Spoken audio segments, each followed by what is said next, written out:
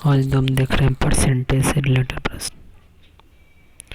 ये पहला प्रश्न, एक घन हुआ, घन ऐसे बनता, घन क्या इसमें 6 भुजा। जैसे देखिए ये वाला भुजा 1 2 3 4, मतलब एक फेस, दो फेस, तीन फेस। घन के बारे में आप लोग जानते हैं ना। हाँ, घन, इसका वॉल्यूम क्या होता है? वॉल्यूम, आयतन बोलते हैं इसको। एक क्यू होता, ये बेस लिए, ये ऐसे बन जाएगा। तो बेस इंटू ए तीनों का प्रोडक्ट को घन बोलते हैं, मतलब कि इसको वॉल्यूम बोलते हैं। तो घन की प्रत्येक भुजा, भुजा हुआ, भुजा,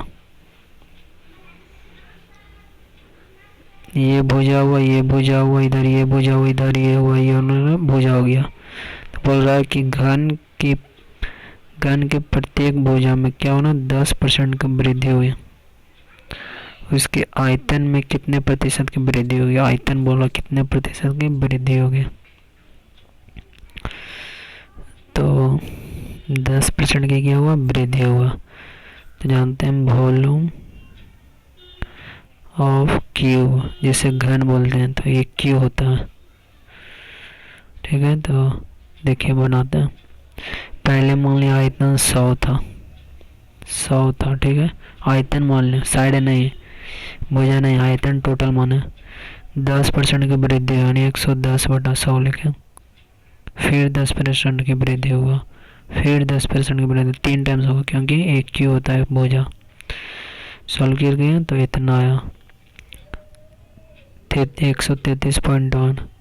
तो पहले आयतन इतना था, अब आयतन इतना हुआ, तो कितना वृद्धि हुआ?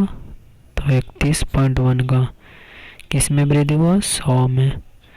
परसेंटेज के लिए 100 से गुणा किया, यानी 31.1 का क्या हुआ, वृद्धि हुआ। तो जब 10% वृद्धि होता है तो घन में क्या होगा, टोटल 31% की वृद्धि हो गया। अगला है, एक बेलन के आधार की त्रिज्या में, बेलन हुआ, सिलेंडर का गोल का होता है। बेलन के आधार की त्रिज्या r हुआ में 20% की वृद्धि दे दो। उसकी ऊंचाई में 10% की कमी होने पर उसके पृष्ठीय क्षेत्रफल में कितने प्रतिशत की कमी या वृद्धि होगी? तो यहाँ क्या हुआ, यहाँ जानते ये बेलन बनाया, तो ये क्या होता है, रेडियस होता है। ये क्या होता है, हाइट होता है। ऊंचाई बोलते हैं, ऊंचाई हुआ, ये क्या हुआ, त्रिज्या हुआ। तो देखिए पृष्ठीय क्षेत्रफल क्या होता है, जिसे बोलते हैं कर्व्ड सरफेस एरिया। तो 2πRh होता है। कितना होता है, 2πRh। तो पहले जो पृष्ठीय क्षेत्रफल था वह 100 था माने, और इसकी त्रिज्या में कितना हुआ वृद्धि, 20% की वृद्धि हुआ। तो पहले तो 100 माने, उसका क्या माना, पृष्ठीय क्षेत्रफल। त्रिज्या में 20% की वृद्धि हुई, यानी 120/100 हो गया। और उसकी ऊंचाई में कितना होगा, 10% की कमी होगी, यानी 90/100। क्योंकि डायरेक्टली इसलिए इसको वृद्धि करा रहे हैं। टोटल का वृद्धि मान लें, टोटल का वैल्यू इतना मान लें 100। अब वृद्धि करा रहे हैं किसमें, इसमें। तो टोटल का वैल्यू इतना है, तो यानी टोटल इसमें बढ़ेगा। और इसमें त्रिज्या में 20% की वृद्धि कराएं, ऊंचाई में 10% की कमी कराएं, तो टोटल कितना है, 108। तो 100 से 108 आया, तो कितना प्रतिशत बढ़ा, तो 8% बढ़ा। क्या चीज़ बढ़ा, तो पृष्ठीय क्षेत्रफल बढ़ा। क्वेश्चन, एक परीक्षार्थी परीक्षा में 25% अंक प्राप्त करता है तथा 30 अंकों से असफल होता है। दूसरा परीक्षार्थी 50% अंक प्राप्त करता है, जो कि उत्तीर्ण पास मार्क्स में 20 अंक अधिक हासिल करता। पूर्णांक क्या? तो एक परीक्षार्थी क्या था, 25% अंक प्राप्त करता। मान लीजिए कुछ अंक होगा, कितना भी कुछ नंबर का होगा, जैसे एग्जाम होता है, एग्जाम अपने स्कूल में 500 नंबर आया, मान लीजिए 500 मार्क्स का हुआ, तो इसमें से 25% आदमी लाया कोई लड़का और वह फेल हो गया, कितना से? 30 अंक से। हाँ, दूसरा क्या था, तो देखिए फेल हुआ 30 अंक से, तो यानी 25% जब लाया और उसमें 30 अंक जोड़ देंगे तो यदि लड़का पास हो जाएगा। उसी तरह यहाँ देखिए 50% अंक लाया और 3 से 20 अंक अधिक लाया, यानी पास मार्किंग से 20 अंक ज़्यादा लाया, तो उसमें से घटा देंगे तो पास मार्किंग आ जाएगा। ठीक है, उसी तरह यहाँ 25% अंक लाया, 30 अंक से फेल हो, यानी 30 जोड़ दिए तो क्या हो गया? पासिंग मार्क आ गया। इधर वही 50% अंक लाया और 20 अंक अधिक लाया, यानी उसमें घटा दिए तो ये भी पासिंग मार्क आ गया। हम दोनों को इक्वेट किए तो ये प्रतिशत को प्रतिशत लेना है, इसको वैल्यू को एक साइड ले लेंगे, तो यहाँ से 100% निकल जाएगा, यानी 200 मार्क्स का ये टोटल एग्ज़ाम था। अगला, एक व्यक्ति आय का 30% बचाता है, उसकी आय में क्या हुई? 30% की वृद्धि हुई और खर्च में 10% की वृद्धि हुई, तो बचत में वृद्धि बताएं। क्या था, एक व्यक्ति आय का 30% बचाता है, तो आय का क्या माना है? 100 माने, 30% बचा रहा, तो सेविंग लिखें, क्योंकि हम जानते हैं इनकम बराबर क्या होता है? इनकम बराबर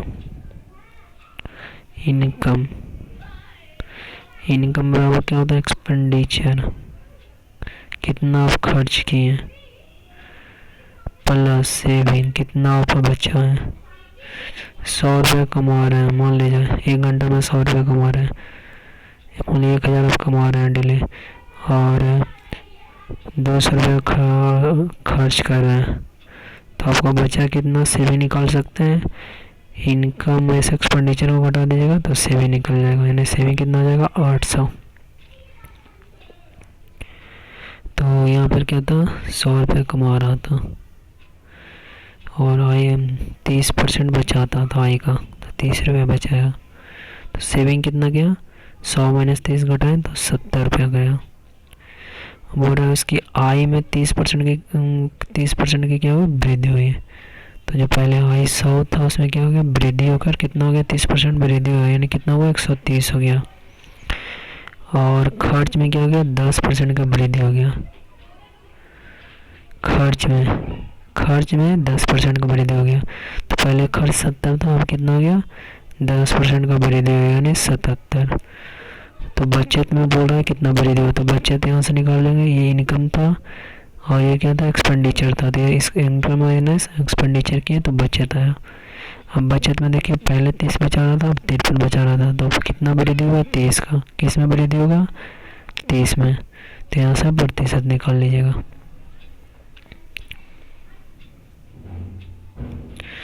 अगला है दूध और पानी के 40 लीटर मिश्रण में, दूध और पानी कितना में? तो 40 लीटर मिश्रण में 10% पानी है। 10% क्या है? पानी है। नए मिश्रण में पानी की मात्रा को 20% करने के लिए कितना पानी मिलाया जाए? कह रहा है कि नए 40 लीटर मिश्रण में क्या है? 10%। तो हम देखिए 40 लीटर क्या मिश्रण मान लो, उसमें क्या है? 10% पानी है, यानी बॉटल कितना हुआ? 4 हुआ। 10% दिया क्वेश्चन के हिसाब से मान है 4 लीटर हुआ, तो 36 लीटर क्या हो गया? दूध हो गया। अब बोल रहा नए मिश्रण में पानी की मात्रा को 20% करने के लिए कितना पानी मिलाया जाए? तो यहाँ मिलाएंगे क्या? पानी मिलाएंगे।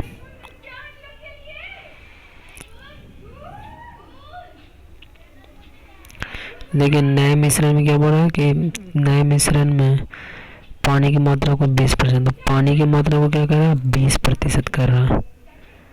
तो पानी का जब मात्रा 20% करेगा तो यानी कितना? दूध का मात्रा कितना होगा? 80% होगा। तो यहाँ पानी बदल रहा है, दूध तो कांस्टेंट रह रहा है, यानी 80% किसके बराबर है? 36 के बराबर है। क्योंकि पानी बोल रहा है कि पानी जो नया मिश्रण कितना पानी मिलाएं, तो यहाँ पर क्या करें, पानी की मात्रा में 20% मिला, तब 20% क्या कर रहा है कि कितना पानी मिलाएंगे 20% मात्रा को 20% करने के लिए, पानी की मात्रा को 20% करने के लिए कितना पानी मिलाया जाए, तो पानी का मात्रा 20% रहेगा, तो उसका मात्रा कितना रहेगा 80%। तो दूध का तो मात्रा चेंज नहीं होगा क्योंकि दूध पहले भी उतना ही था, अब भी दूध उतना होगा। तो 80% किसके बराबर है, 36 के। 1% इतने के बराबर है, तो बोल रहा है कितना, तो टोटल निकाल दिया हम कितना, यहाँ से 1% क्या होगा 36/80, यानी तो 100% मतलब टोटल निकालें, 80% किसके बराबर हुआ 36 के।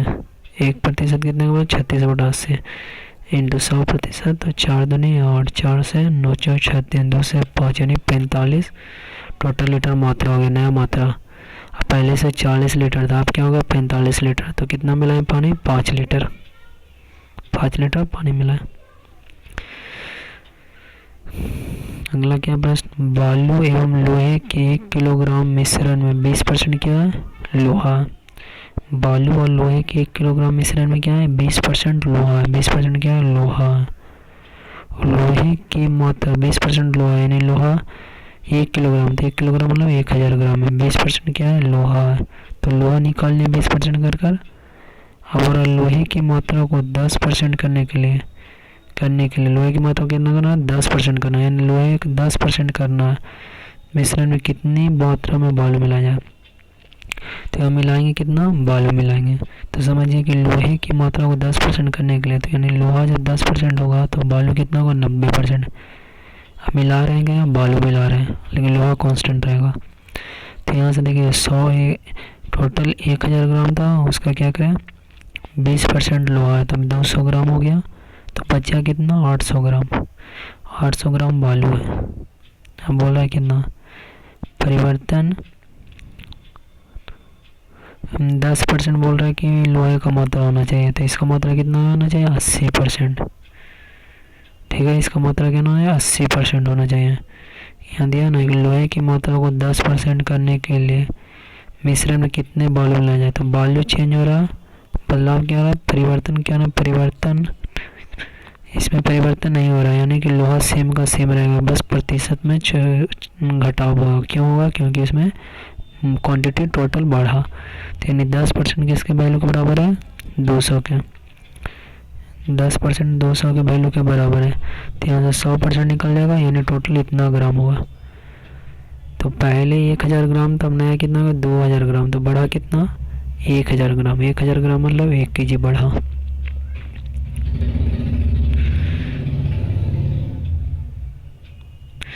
दो संख्या 2:3 के अनुपात में है, यदि छोटी संख्या इसमें दिया हुआ पता आपको, छोटी संख्या ये है, छोटी संख्या के 20% में 20% जोड़ा जाए तो प्राप्त संख्या बड़ी संख्या के 10% से 25 अधिक है, तो छोटी संख्या ज्ञात करो।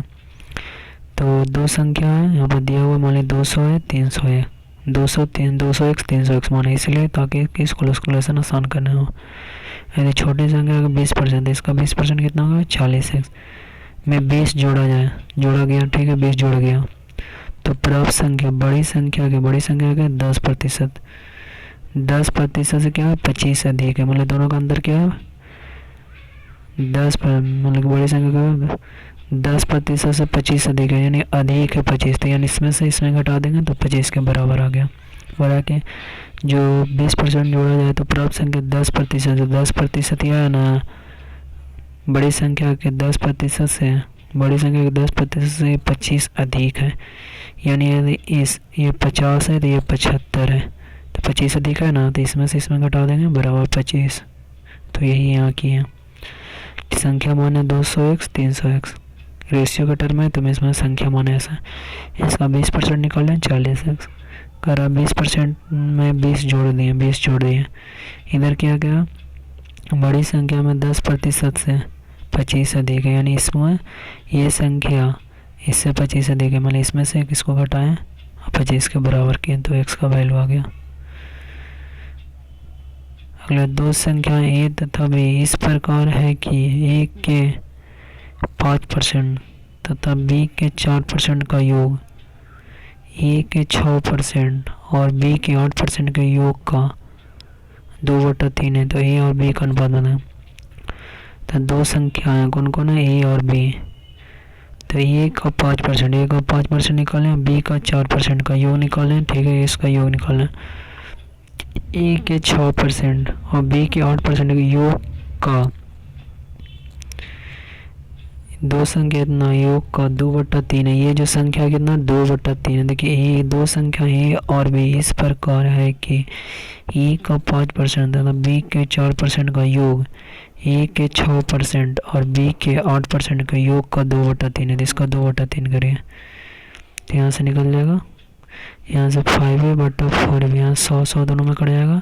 फिर 6a/8 भी बटा 2/3, इधर 3 ले लाएँ तो 5 15 4 12 भी, पूरा 6 दूनी 12 8 दूनी 16 भी, यानी 3 वाला इधर लाएँ तो 5 3 बचा, इधर से 4 भी, यानी a/b बराबर 4/3।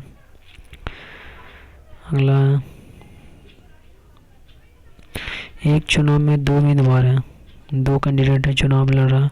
75% मतदाताओं में वोट डालें। कितना डालें टोटल का 75%, जिसमें 2% वोट क्या हो गया अवैध हो गए। जो डाले वोट उसमें से 2% क्या हो गया अवैध हो गया, घोषित कर देंगे। एक उम्मीदवार को इतना वोट मिला जो वैध वोटों का 75% है। एक उम्मीदवार को कितना वोट मिला, इतना मिला, जो कितना वैध वोटों का 75% है। तो चुनाव में कुल कितने मतदाता था, तो बोल रहा है कितने मतदाता थे। मतदाता करने का बोला जो दिया भी या नहीं दिया जो भी। हाँ यहाँ क्या था कि 75% मतदाता ने वोट डाले मतदाताओं ने। अब पूछना प्रश्न क्या, चुनाव में कुल कितने मतदाता थे। मतदाता मतलब टोटल, जो नहीं दिया जो भी दिया सब। देखिए मान लीजिए टोटल मतदाताओं में x1 है, तो 75% मतदाताओं ने क्या किया वोट दिया, तो x का 75% वोट टोटल आया होगा, कुछ वैल्यू आया होगा। इसमें से 2% वोट अवैध हो गया, यानी वोट जो वैध कितना होगा टोटल का 98% वोट वैध होगा। अब इसमें वैध वोट को 2% क्या हो गया अवैध हो गया, तो 2% अवैध हो गया। पहले टोटल मान मतदाता की संख्या, कुल मतदाता की संख्या x मान उसका 75% पड़ा और 2% बोल रहे हैं अवैध हो गया, यानी 98% वैध हुआ होगा। तो इसका 98% निकालें। अब बोले कि इसका कर दिया, और जो वैध वोटों का 75%, जो वैध टोटल वैध वोट हुआ इसका 75% किसी उम्मीदवार को मिला जो इतना वोट है, तो इसके बराबर कर दिए।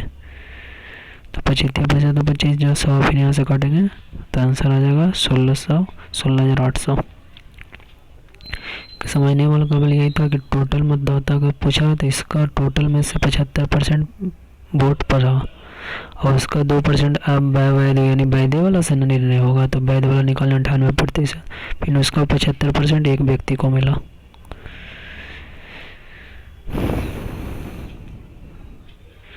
अगला दो विद्यार्थी एक परीक्षा में शामिल होते हैं। एक छात्र को दूसरे से 9 अंक अधिक मिलते हैं और उसके अंक दोनों के अंकों को योग का उसके अंक क्या, इन दो विद्यार्थी एक परीक्षा में शामिल होते हैं। एक छात्र को दूसरे से क्या 9 अंक अधिक मिलते हैं, 9 अंक अधिक मिलते हैं। देखिए ऑप्शन में देखिए 9 4 9 3 12, इसमें 9 4 13, 9 4 13, 9 2 11, 9 सब में 9 अधिक मिलते हैं। और दूसरा उसके अंक, दोनों के अंकों के योग का उसके अंक, दोनों के अंकों के योग का 56% के बराबर है। दोनों के उसके अंक मतलब पहला ऑप्शन छोड़े, दोनों के अंक कितना हुआ 3 2 5 4 3 7, 75% के दोनों अंक 75 और उसके 56% के योग के बराबर है उसके अंकों का योग। तो यहाँ से काटिए 25 75 25 400 4 से 14 4 56, यानी ऑप्शन सी बनाइए, ऑप्शन से बन जाएगा। एक स्टेडियम के 10,000 सीटों में 100 सीट को छोड़कर सभी सीटों के टिकट बुक किए गए। बिके हुए टिकटों में 20% टिकट आधे दाम पर है। बिके हुए टिकटों में जो बिका 100 को छोड़कर जो बिका उसमें से 20% टिकट आधे दाम पर, तथा शेष टिकट ₹20 के पूरे दाम पर बेचे गए। तो टिकट बिक्री से कुल कितने दाम? देखिए टोटल इतना था, इसमें से 100 छूट छोड़ दिए, यानी 9900 का 20% आधे दाम पर, यानी इसका 20% निकालें, ये कितना दाम पर? आधे दाम पर, यानी मल्टीप्लाई, मतलब एक टिकट का दाम ₹2 था, 10 टिकट का दाम कितना होगा? मल्टीप्लाई कर देंगे, इसलिए इसमें मल्टीप्लाई किया। तो ये निकला कितना? ये निकला टोटल ये हम निकालें 20%, मतलब आधा दाम पर बेचा टोटल, बाकी मतलब 80% टिकट, 20% तो 80% टिकट कितना बेचा? फुल दाम पर बेचा। तो टोटल अमाउंट निकाल लीजिएगा यहाँ से टोटल अमाउंट 99 इंटू 20 इंटू 10 लिए 1 + 8 टोटल अमाउंट आ जाएगा। अगला है किसी गांव के 5/9 जनसंख्या पुरुष है, 5/9 क्या पुरुष है, यदि 30% पुरुष विवाहित है तो अविवाहित स्त्रियों का प्रतिशत कुल जनसंख्या का कितना प्रतिशत है? तो कोई गांव है तो 5/9 जनसंख्या पुरुष का है, तो इस तरह के प्रश्न में फ्रैक्शन में दे रहा हूँ, उसी का टर्म में मान लिए 500 टोटल 900 है। बोला 5/9 पुरुष है, तो 5/9 यानी 5 से 9 यानी 500 पुरुष है। यदि 30% पुरुष विवाहित है, क्या आगे देखिए 500 हम निकाल लिए, यहाँ से जो दिया टर्म है उसी का टर्म में माने 900 मान सकते, 1800 मान सकते, तब 900 माने। 30% पुरुष क्या है? विवाहित है, तो इसका 30% निकालें, विवाहित है। यहाँ से ये क्या निकल गया? महिला निकल गया। 500 जब पुरुष है तो ऑटोमेटिक 400 महिला हो जाएगा। टोटल दिया हुआ है तो 2 का योग दिया, 1 पता है तो 1 पता हो जाएगा। 30% पुरुष क्या विवाहित है, मतलब पुरुषों में से विवाहित 30 होता है, टोटल कितना है? 150। तो अविवाहित स्त्रियों का प्रतिशत क्या होगा कुल जनसंख्या का? तो अविवाहित कितना हो जाएगा? टोटल 400 स्त्रियाँ हैं, उसमें से कितना हो जाएगा? 150। तो क्योंकि 150 पुरुष के साथ ही ना विवाह करे करती है कि किसी के साथ और करेंगे, जितना पुरुष विवाहित है उसी के साथ ना स्त्रियाँ भी विवाह करेगी, यानी 150 स्त्रियाँ विवाहित हो गई। तो बचा कितना? 250 जो क्या है? अविवाहित है। तो बोल रहा है कि अविवाहित स्त्रियों का प्रतिशत कुल जनसंख्या, तो अविवाहित कितना हो? 250। कुल जनसंख्या क्या है? 900 का प्रतिशत निकालिए, ये आंसर हो जाएगा। अगला शेयर दलाल अपनी कमीशन दर 4% से बढ़ाकर 5% कर देता है। शेयर दलाल क्या अपनी कमीशन दर को 4% से बढ़ाकर क्या कर दिया? 5% कर दिया, फिर भी उसका लाभ वही रहता है। तो बताएं कि उसका व्यवसाय कितने % कम हो गया? तो देखिए बोल रहा है कि पहले मान लिया जाए शेयर दलाल का मतलब शेयर दलाल अपनी वार्षिक दर, जो वार्षिक दर 4% से बढ़ाया 5% कर देता है, फिर भी उसका लाभ क्या रहता है? वही रहता है। तो बताएं कि उसका व्यवसाय कितने % कम हो गया? शेयर दलाल मतलब दलाल होता है, उसको 4% से बढ़ाकर 5%, लेकिन उसमें क्या हुआ? उसका जो लाभ रहता है वही कम उतना ही रहता। तो क्यों रहता है? उसके व्यवसाय में कमी आया। तो पहले X था, बाद में Y हो गया। मान लीजिए पहले जो उसका व्यवसाय X था, Y हो गया, तो इसका 4% कमीशन दिया, अब इसका 5% बढ़ा दिया। तो यहाँ से XY का वैल्यू निकालें, X = 4Y, X = 5Y/4। तो व्यवसाय में कितना कमी आ गया? पहले 5 था, 4 हो गया, तो कमी कितना आया? 1 का। कमी किस में आएगा? ज़्यादा वाला में। तो बटा, क्योंकि दोनों एक तरह से डायरेक्टली प्रोपोर्शनल हो जाएगा, डायरेक्टली रिलेशन बनाएगा। पहले X था, बढ़ा, मान लिया X का 4% बढ़ाएं, इधर भी Y का 5% बढ़ा, Y का 5% ले देते हैं, तो इसके व्यवसाय में कमी कितना हो जाएगा? X/Y के टर्म में हो जाएगा। अगला है यदि किसी शहर की जनसंख्या 4% वर्ष की दर से बढ़ रही है तथा वर्तमान संख्या इतना, तो उसके 3 वर्ष बाद वर्तमान संख्या इतना किस दर से बढ़े, 4% के दर से। यानी देखिए वर्तमान संख्या इतना बढ़े 4% यानी 104/100%। में 100 था तो 104 हो गया। कितना बार बढ़े तो 3 बार, 104/100, 104/100, 104/100। इसको सॉल्व कीजिए, आंसर आ जाएगा। ये वाला में जानते हैं, ये वाला में दलाल वाला में था ना कि पहले मान ली 100 रुपया था, क्या यहाँ पर दिया था, शेयर दलाल अपनी कमीशन दर 4%, शेयर जो दलाल था ना अपनी कमीशन दर 4% से बढ़ाकर 5% कर दिया था। फिर भी उसका लाभ वही रहता है। लाभ कितना रहता है, वही रहता है। तो बताएं कि उसका व्यवसाय कितने प्रतिशत कम हो गया। तो व्यवसाय में कमी होगा। तो यहाँ से निकालें, पहले 4% निकालें, 5% निकालें। तो व्यवसाय पहले कितना था, क्योंकि डायरेक्ट में दोनों का रिलेशन है, 5 होता था, अब क्या है 4 होता।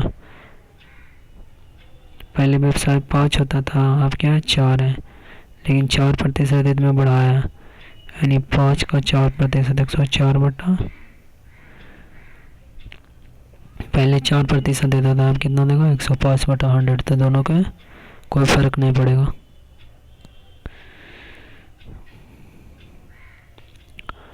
हालांकि किसी शहर की जनसंख्या 8,000 है, यदि पुरुषों की संख्या 6% की दर से बढ़े थे तो महिलाओं की संख्या में वृद्धि की रफ्तार 10% हो तो जनसंख्या इतना हो जाता।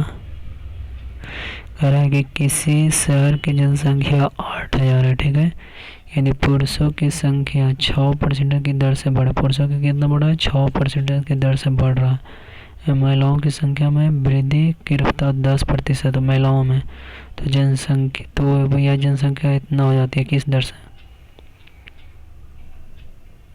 तो जनसंख्या तो हो तो जनसंख्या इतना, तो पुरुष महिलाओं की संख्या बताइए।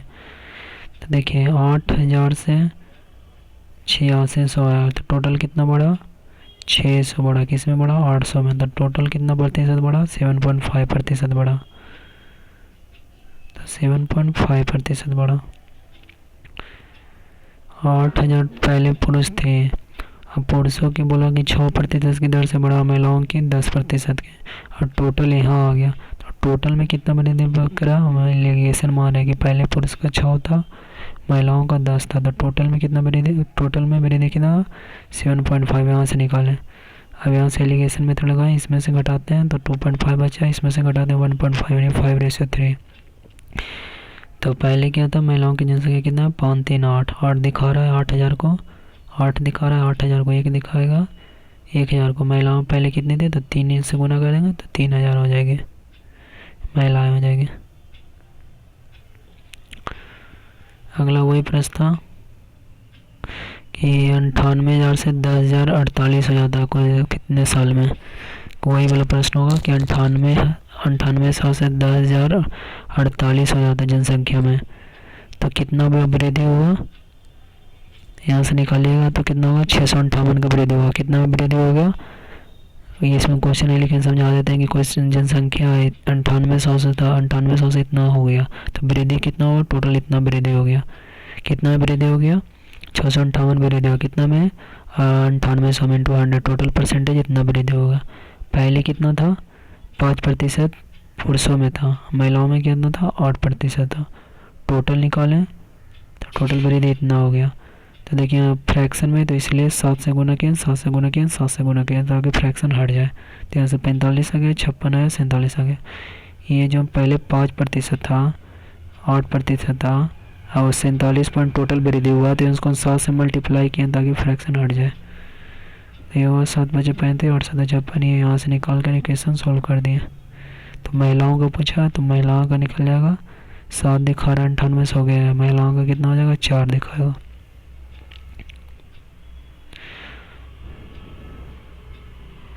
हर एक वस्तु का अंकित मूल्य उसके लागत मूल्य से, वस्तु का अंकित मूल्य क्या है, लागत मूल्य से 50% अधिक है। वस्तु का लागत जब अंकित मूल्य को 20% बढ़ा दिया गया हो और विक्रय मूल्य को 20% बढ़ा दिया जाता है तो लाभ दोगुना हो जाता है। यदि वास्तविक अंकित मूल्य 300 रुपये है तो वास्तविक विक्रय मूल्य बताइए।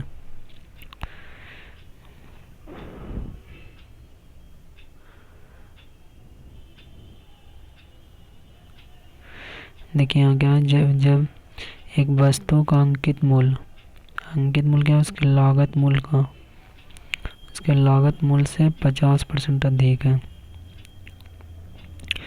इसके लागत मूल्य से क्या 50% अधिक है। क्या चाहिए? अंकित मूल्य। लागत मूल्य से जब अंकित मूल्य को 20% बढ़ा दिया जाएगा, अब विक्रय मूल्य को 20% बढ़ा दिया जाता है तो लाभ दोगुना हो जाता है। यदि वास्तविक अंकित मूल्य इतना, वास्तविक अंकित मूल्य तो वास्तविक विक्रय मूल्य बताएं। देखिए वास्तविक अंकित मूल्य इतना था, अब बोल रहा है कि यदि अंकित मूल्य को 20% बढ़ा दिया गया तो 20% बढ़ा गया यानी 360 हो गया। 20 क्वेश्चन में बोल रहा है। अब बोल रहा है कि वस्तु का अंकित मूल्य उसकी लागत मूल्य से 50% अधिक है, तो लागत मूल्य से 50% अधिक है अंकित मूल्य। 50% मतलब 1/2, 1/2 यानी 2 था और 3 था। 2 सीपी था तो 3 एसपी था। अधिक ये था अंकित मूल्य था, एमपी था। ये वैल्यू दिया है 300 के बराबर, तो क्रय मूल्य कितना हो जाएगा? 200 हो जाएगा। तो देखिए यहाँ पर बोल रहा है क्रय मूल्य इतना हो गया, ये इतना हो गया, फिर दिया गया और विक्रय मूल्य में 20% बढ़ा दिया गया। क्रय मूल्य इतना था,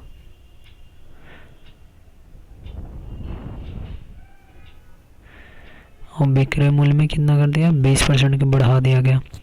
तो क्रय मूल्य 200 था और विक्रय मूल्य इतना होता, लाभ कितना हो गया? इसको बेच रहा है कितना में?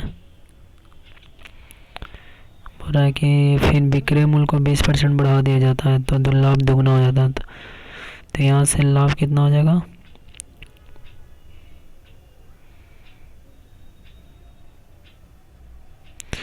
यहाँ से हमको विक्रय मूल्य पता है, एक वस्तु का अंकित मूल्य उसके लागत मूल्य से 50% अधिक है अंकित मूल्य। ठीक है। जब अंकित मूल्य को 20% बढ़ा दिया गया और विक्रय मूल्य को 20% बढ़ा दिया जाता है, अंकित मूल्य को 20% बढ़ा दिया जाता है, विक्रय मूल्य को 20% बढ़ा दिया जाता है, तो उसका लाभ जो होगा,